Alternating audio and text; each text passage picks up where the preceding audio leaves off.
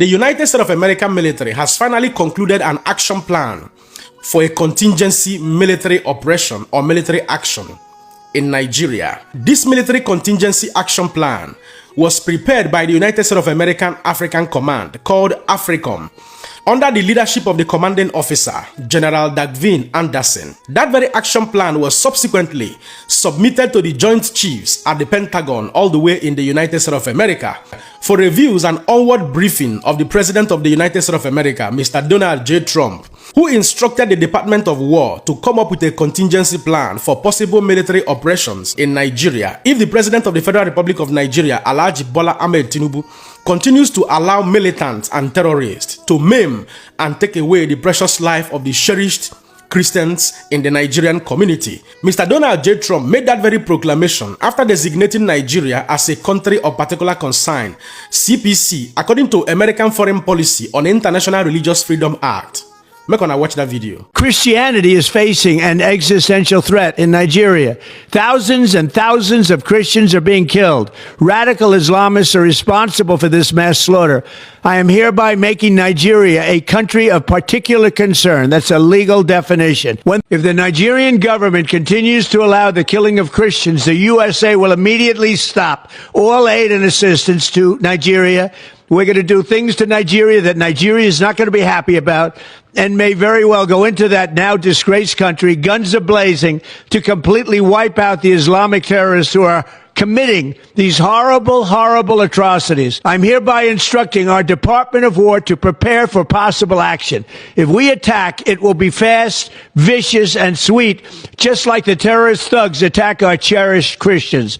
These are cherished people. These are great people. Leave them alone. Warning, the Nigerian government better move fast before it's too late. If they don't, there's going to be hell to pay. And immediately after that, the Defense Secretary, Mr. Pete Hegseth, swung into action, demanding the African Command to submit an emergency or contingency plan for a possible military action in Nigeria. And indeed, the commanding officer with his team did a very brilliant job by submitting a quick contingency plan, which are in 3 categories, or what you can call 3 options, which are classified as light, medium, and heavy. Before we go further into details to explaining these very, 3 categories of approaches in a possible military operation by the United States of American military in Nigeria, I would want you to take a moment to reflect on this very video of the massacre of Christian communities which took place some time ago in this country, Nigeria, precisely in Owo, in Ondo State. So you guys might be wondering why I went from a happy girl to this crying baby right here. Well, let's move forward to how I decided to travel all the way from Lagos to Ondo State, Owo. Apparently, I was going for my sister's wedding, but I decided to check the memorial park for the people that were murdered in Owo. And of course, along the road, this was an accident that occurred while I was going. My God, I was really, really scared. I was terrified. God, please, oh. So this is the memorial park that, that was built for people that were gruesomely murdered inside the church in Owo, sometimes June 2022. I mean, this was one of the most gruesome things I've ever heard in my entire life growing up.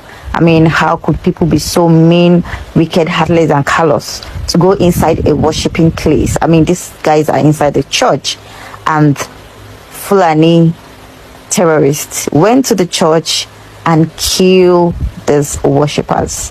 I mean, this is me. My sister was asking me if I am strong enough to do this. I told her, don't worry, it's fine, because she knows that I'm a crying baby. So I decided to, speak with one of the security there. I told him that I came to see someone. He asked for the person's name. Of course, I don't know.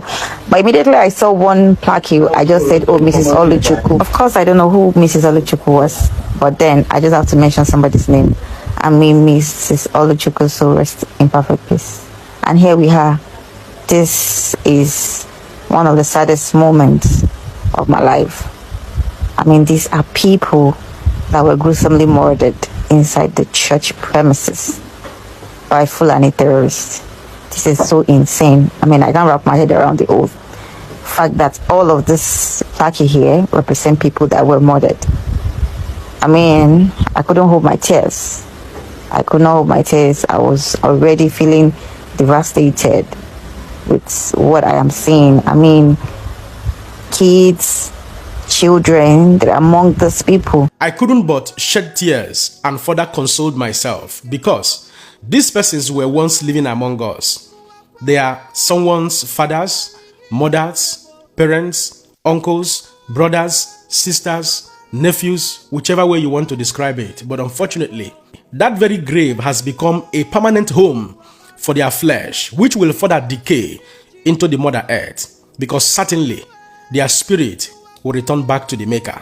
So, according to the relevant information available on the internet space, as was published by the New York Times, the three categories of the contingency plan, as was submitted by the United States of America Military African Command, includes, number one, what they considered as a light approach. The United States of America Military and the Department of State will partner and support the Nigerian military forces in what they called partner-enabled operations, whereby the United States of America may have to support them with some intelligence, but ultimately, the Nigerian military will lead the squad in ransacking communities, villages, where Boko Haram and other insurgent groups have kidnapped, maimed Nigerians, both Christians and Muslims, and making sure that this combined, partner-enabled operation becomes successful in the end in taking out the insurgent. They called it a light operation or light approach. They, however, also maintain that both the United States of American military, in combination with the Nigerian military forces,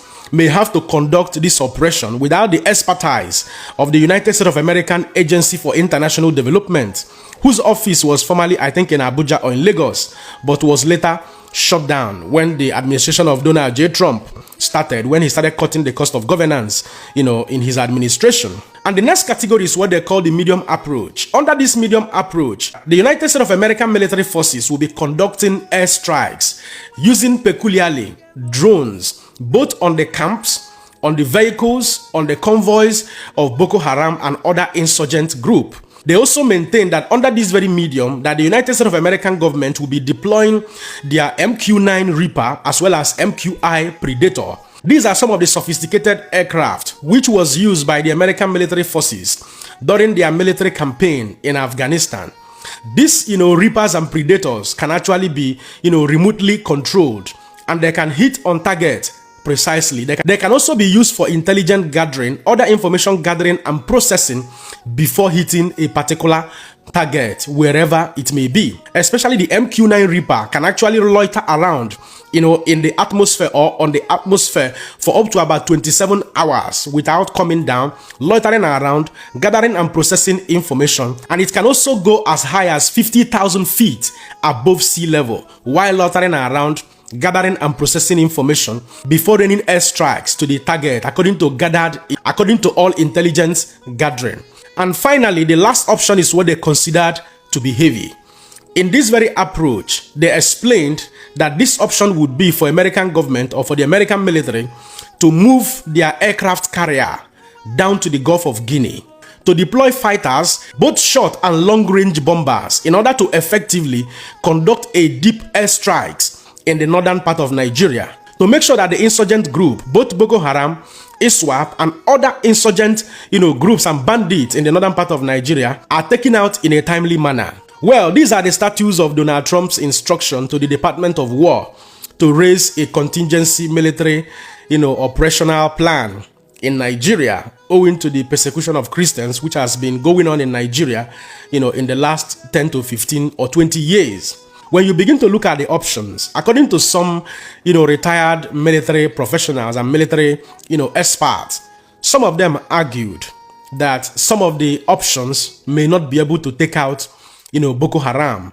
or the other insurgent group from the northern part of Nigeria, especially the light and also the medium option. Some of them argue that what will happen in the northern part of Nigeria that can take out Boko Haram is for Donald Trump to be prepared to deploy, in totality, to deploy full aircraft carrier, deploy fighters, deploy enough long-range bombers in the northern part of Nigeria, and start a full-scale military campaign like American, soldiers did in Afghanistan and some other places in the Middle East. That it is only that way that, the insurgent group can be, perpetually exterminated or eliminated.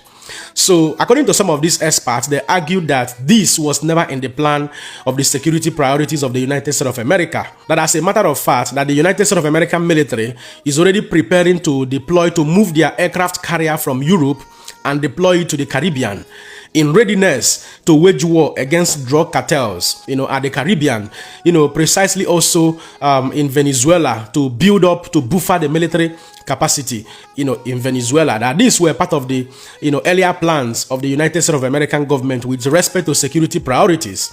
But everything that Donald Trump has instructed so far about military operation in Nigeria is new to them. So except if Donald Trump is going to abort some of the plans, for example, deployment of a full aircraft carrier down to the Gulf of Guinea, that means Donald Trump has to abort moving their aircraft carrier from Europe down to Caribbean, but this time they have to bring it down to Africa, to the Gulf of Guinea, in readiness to deploy fighters and bombers. So critical assessment of all the three options shows that they individually have their own issues, their own bottleneck. For example, the medium option, which involves deploying MQ-9 Reaper and MQ-1 Predator.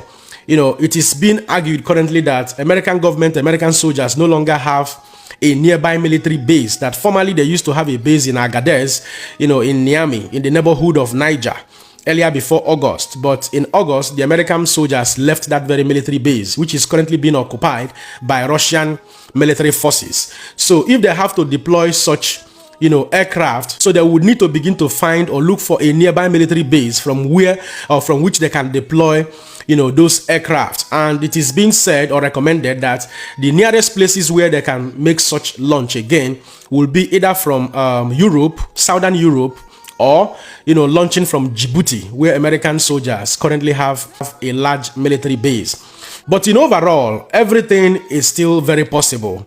Why I said it is possible is because the government of Donald J. Trump may not have had it in their plan or in their security priority plan, possibly to strike the Iranian uranium enrichment site.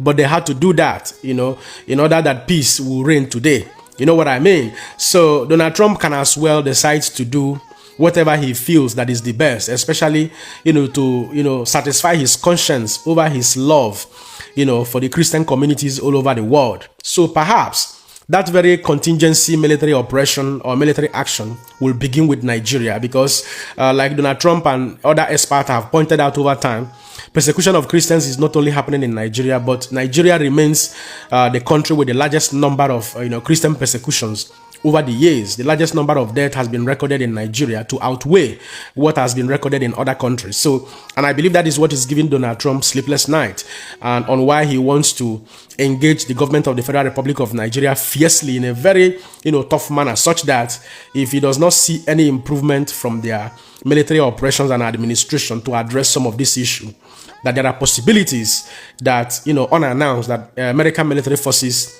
will get into Nigeria and begin to fish out, the Boko Haram and other insurgent group.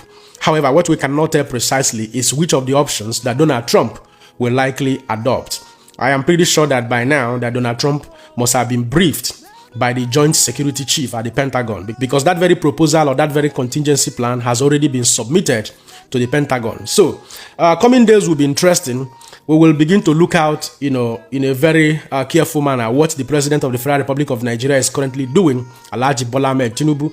He has declared a national emergency on national security training institutions. So which I believe, in my own opinion, may not be enough. It's a step in the right direction. But what happened all these years? Why have we not been doing anything? Is it because Donald Trump is now interested in Nigeria, of which many gullible people are now saying that he's interested in our mineral resources? Who cares about your mineral resources? Who cares about your mineral resources? If American government needs your mineral resources, they will strike a deal with the Nigerian government and begin excavation or whichever way they want to do it. It's not by coming in. Nobody does that. So make one stop all those propaganda one that is spread all around for uninformed, uneducated persons. Your mineral resources that are currently being mined illegally by Nigeria and Nigerians in collaboration with some foreigners. What have we done about it? What has the government of the day done about it? We are still telling stories that illegal mining is responsible for 80% of the insecurity.